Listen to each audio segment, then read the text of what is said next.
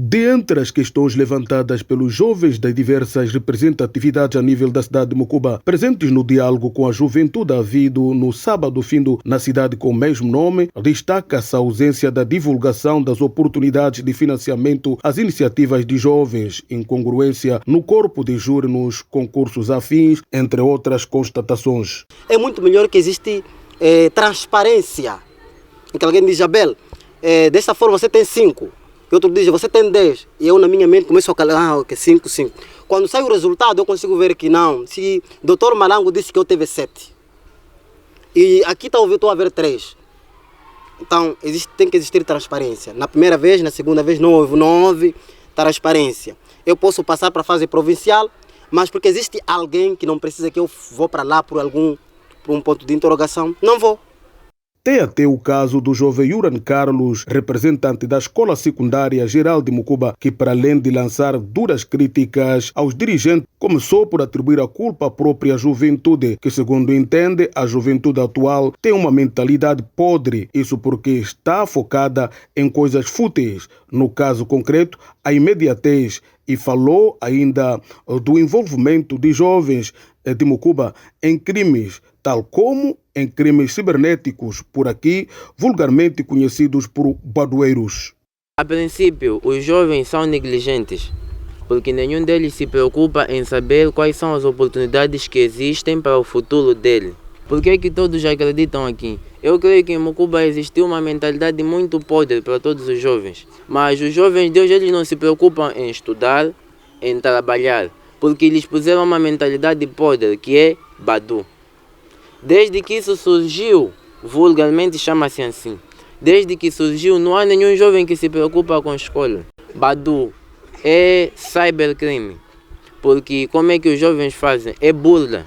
Ele não se preocupa em estudar porque ele acha que tem uma fonte de rendimento a burlar pessoas. Fernando Almeida Malango, chefe de repartição da Juventude, Cultura e Desporto no Serviço Distrital da Educação, Juventude e Tecnologia de Mucuba, em representação do respectivo diretor do Pelouro, em resposta às inquietações dos jovens. Respondendo pelas questões que foram levantadas, primeiro, do jovem, nosso amigo Abel Namacepa, é um jovem escritor. Quando chegou em Mucuba, a primeira coisa, ele aproximou o setor da educação e a repartição recebeu ele muito bem e hoje o setor está a promover esse jovem e ele devia contar a sua experiência, o que está a fazer. Divulgamos prêmios jovens, sentamos com a direção da escola, deixamos papéis.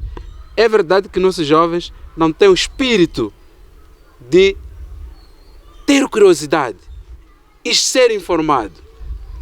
Esses jovens, apenas só apareceram 2 no setor da educação que concorreram. Deixamos folhetos nas paredes e a juventude não mostrou a disponibilidade. Já o Hélio Branquinho, chefe do Departamento da Juventude e Emprego nos Serviços Provinciais da Justiça e Trabalho na Zambésia, no ato da abertura do diálogo com a juventude, disse que foi a Mucuba para aprender dos jovens, também a oferir da juventude aquelas que são as dificuldades que lhes apoquentam no cotidiano e não só. Em Mucuba, para interagir com a juventude, para dialogarmos com a juventude, para falarmos aspectos que estão relacionados com os desafios que a juventude enfrenta na província, no país de forma em geral, mas de forma muito específica no distrito de Mucuba. Para nos aconselharem, para juntos seguirmos o mesmo caminho e nos informá-los sobre as oportunidades que existem na província e, de forma mais específica, no distrito de Mucuba. O diálogo com a juventude decorreu para além da cidade de Mucuba, cidade onde todos os caminhos se cruzam e o país se abraça. O mesmo teve lugar inclusive na vila sede do distrito de Milange, sob o lema Juventude, Nossa Agenda. Crescence Fernando e Marcelino Voabil para a televisão Muniga, Quilimane.